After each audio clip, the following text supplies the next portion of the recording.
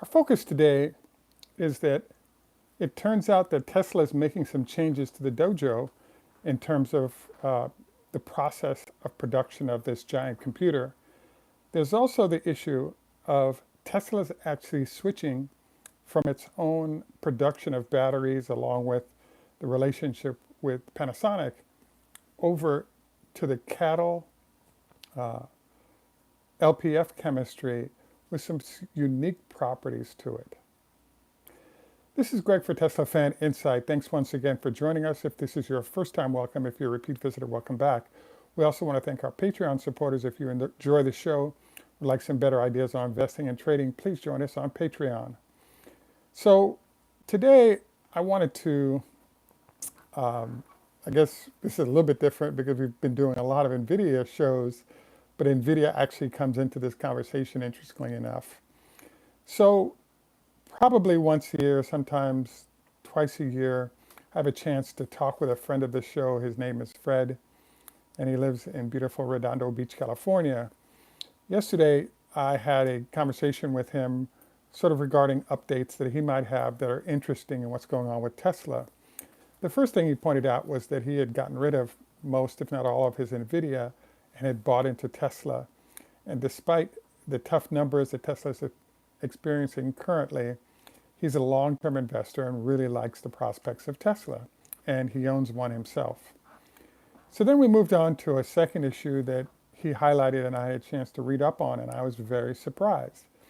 And that is that Tesla has now decided that it is starting to move away from its own battery chemistry with lithium ion over to LPF batteries that are produced by CATL. Now, as you know, lithium is pretty expensive and there's a lot of components to those batteries that are challenging to get to based on where they originated from. So after reading about this, there are some interesting pointers that came up that I was very, very surprised by. The first thing that popped up is that right now it's at about 15 minutes to recharge a vehicle, but with this new LPF chemistry, they are able to drop down to about 10 minutes for recharging a vehicle. The next thing that popped up was that Tesla's current batteries are ideal if operated as low as, let's say, -10, doesn't consume a lot of battery life to warm the engine up. But as we get towards 20 or 30 below, that can be a challenge because a lot of the battery life can be used in terms of just warming up the battery so the vehicle could run properly. So it turns out this LPF also has the benefit of operating all the way down to -21 degrees. So I was kind of shocked, surprised to read about this. And the next part of the sort of information share was that, yes, Tesla has been buying from both CATL and BYD for the vehicles produced in China primarily, but they've also been sort of testing those batteries here in the United States. And it turns out that, yes, there would be some challenges if you simply had all the production in China and then it was shipped here. And so the news that's going on here is that CATL is now installing equipment to facilitate Tesla's ability in Nevada to start producing its own LPF batteries. Now, I have to say that I'm kind of shocked. The many reasons for that. The first reason is that Tesla really prides itself on advanced chemistries as to why customers want to work with them. I would have to say that I'm a little bit concerned with this. And the reason is that Tesla, the folks at CATL are now offering batteries to Tesla competitors. And so the sort of Tesla advantage of having battery plants attached to their facilities is sort of being eroded if they're buying batteries / using LPF chemistries from CATL instead of producing its own. So why is this a concern? Well, if you think about it, if you can get the same batteries with comparable thermal management and perhaps longer range. The first CATL-driven vehicle is offering 600 miles. I believe it kind of puts Tesla at a little bit of a disadvantage there, and it doesn't put it in the advantageous position of being one of the larger battery manufacturers in the world, and therefore they can get production when they want it, or either ramp or reduce depending.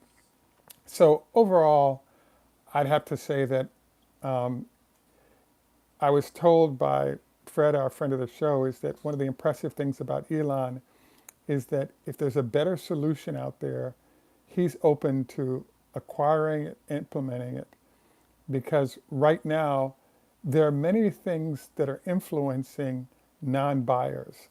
One of them obviously is the number of charging facilities. The next issue is how long it takes to charge the vehicles up. And obviously a third thing is that the better it handles cold weather, the more people not in warm areas are inclined to purchase the vehicles. So I do believe that there is a reason to make the shift, but I have to say I'm very surprised that the lithium ion solutions being provided by Tesla are being eclipsed by the LPF. And then the other thing that pops up is that given that there are certain things like cobalt that may not be in the LPF batteries, we now have an ability to find lower costs based on using materials that aren't as so expensive to locate as the cobalt and some of the other materials that are very, very hard to get to. So the question is, what does this mean for Tesla? The answer is they'll be offering a better battery, which gives current Tesla owners a good reason maybe to upgrade. Definitely customers in colder climates are going to see better performance from those batteries. The next thing that I wanted to review that he shared with us was another illustration of Tesla process and Elon's willingness to shift, is that he spent a lot of money on the Dojo computers and realized that the chips from Nvidia were a better solution. So as you probably know, he stated he's going to spend about $10 billion to have the new Nvidia chips assist him in the process of a transition over to FSD using those new AI chips that they have. So again, Fred suggested that in this case, the fact that he's willing to give up on Dojo and switch to NVIDIA is an illustration of the fact that his agenda is performance and excellence, regardless of how it may or may not look good, what Tesla's up to. So I'd have to say that I thought those were two hot pieces of the news, hence why I chose to share with you guys today. Just this ends our formal comments on Tesla. I'd like to switch over now to our health tips. So there is a show that I saw about walking on a daily basis, and I wanted to encourage you to Google.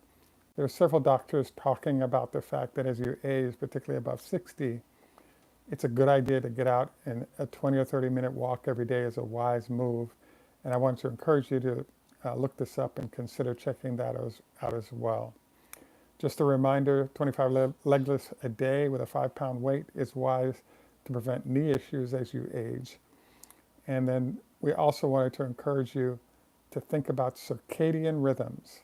So basically going to bed and waking up at the same time every day is a really good idea because it sets your body on a certain calendar that allows it to find regularity, and I think you'll find a lot better sleep from then on, especially if you maintain the sleep schedule that you establish, that you're comfortable with, and it's anytime you choose to.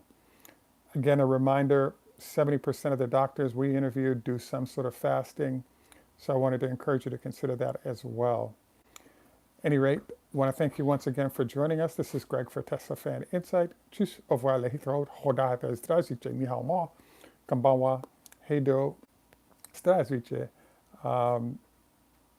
Arrivederci, and in Jamaica we say enough respect, walk, good man.